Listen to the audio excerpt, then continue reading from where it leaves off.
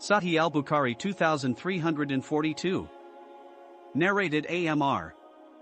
When I mentioned it, i.e. the narration of Rafi bin Khadij, number 532, to Toas, he said, it is permissible to rent the land for cultivation, for Ibn Abbas said, the Prophet did not forbid that, but said, one had better give the land to one's brother gratis rather than charge a certain amount for it.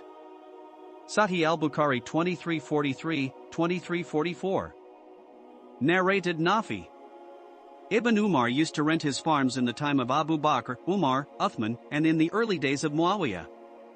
Then he was told the narration of Rafi bin Khadij that the Prophet had forbidden the renting of farms.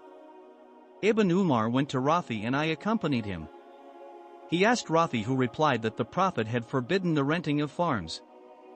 Ibn Umar said, you know that we used to rent our farms in the lifetime of Allah's Messenger, for the yield of the banks of the water streams, rivers, and for certain amount of figs. Sahih al-Bukhari 2345. Narrated Salim. Abdullah bin Umar said, I knew that the land was rented for cultivation in the lifetime of Allah's Apostle. Later on Ibn Umar was afraid that the Prophet had forbidden it, and he had no knowledge of it, so he gave up renting his land. Sahih al-Bukhari 2346, 2347. Narrated Hanzla bin Kays. Rafi bin Khadij said, my two uncles told me that they, the companions of the Prophet, used to rent the land in the lifetime of the Prophet, for the yield on the banks of water streams, rivers, or for a portion of the yield stipulated by the owner of the land. The Prophet forbade it. I said to Rafi, what about renting the land for dinars and dirhams? He replied, there is no harm in renting for dinars dirhams.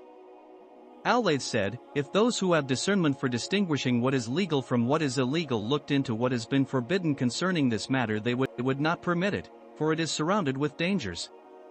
Sahih al-Bukhari 2348. Narrated Abu Huraira. Once the Prophet was narrating a story while a Bedouin was sitting with him. One of the inhabitants of paradise will ask Allah to allow him to cultivate the land. Allah will ask him, are you not living in the pleasures you like? He will say, yes, but I like to cultivate the land.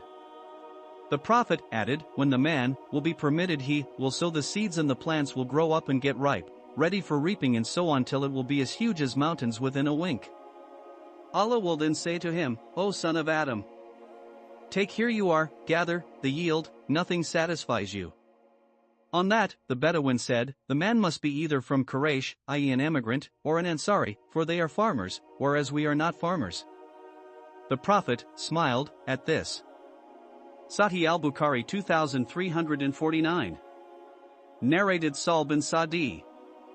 We used to be very happy on Friday as an old lady used to cut some roots of the silk, which we used to plant on the banks of our small water streams, and cook them in a pot of hers, adding to them some grains of barley.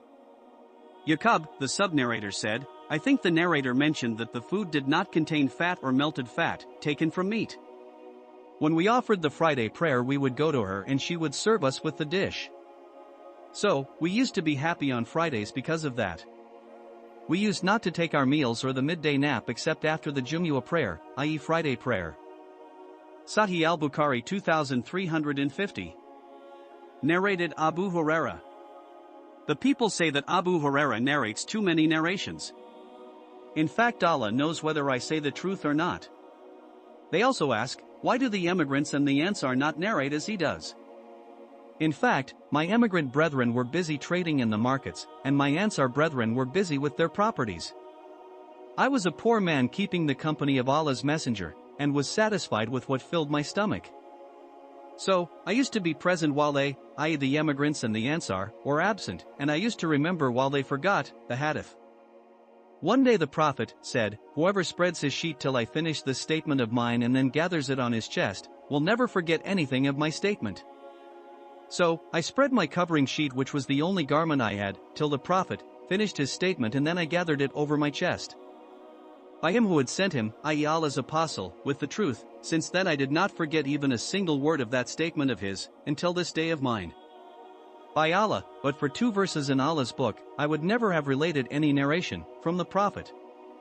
These 2 verses are verily those who conceal the clear signs and the guidance which we have sent down, up to the merciful. 2.159 to 160.